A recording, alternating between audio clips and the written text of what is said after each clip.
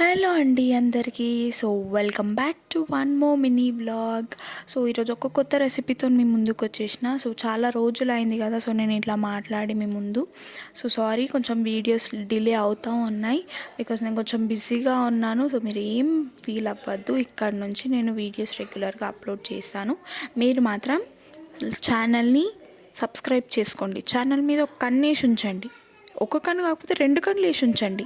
So నాకు కూడా కొన్ని అప్డేట్స్ తెలుస్తూ ఉంటాయి మీరు ఎంతవరకు చూస్తున్నారు అని చెప్పేసి.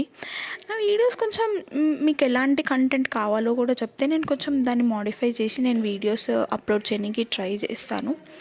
సో ఇక్కడ వచ్చేసి నేను అరటికాయ కొబ్బరి వేపుడు చేస్తున్నా. సో ఇది ఏంటి అంటే డిఫరెంట్గా చేస్తున్నాను.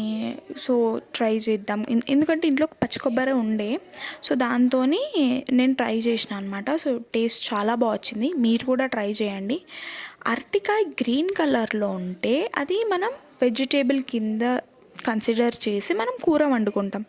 మరి అదే అరటికాయ, సేమ్ అరటికాయ మాగినాక దాన్ని ఫ్రూట్ లాగా తింటాం, అది కొంచెం ఎల్లోయిష్గా చేంజ్ అయిన తర్వాత.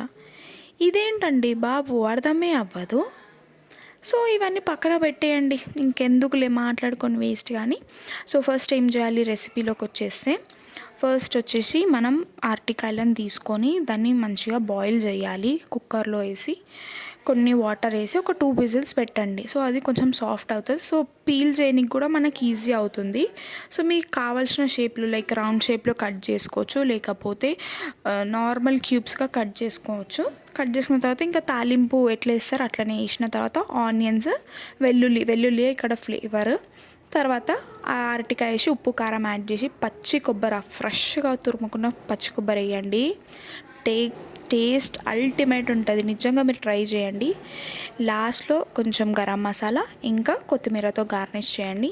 యమ్మీ అండ్ టేస్టీ అరటికాయ కొబ్బరి వేపుడు రెడీ. సో టేస్ట్ చేసి మీరు కూడా ఎలా ఉందో నాకు కమెంట్ చేయండి. సో ప్లీజ్ ఛానల్ని సబ్స్క్రైబ్ చేసుకోవచ్చు కదా.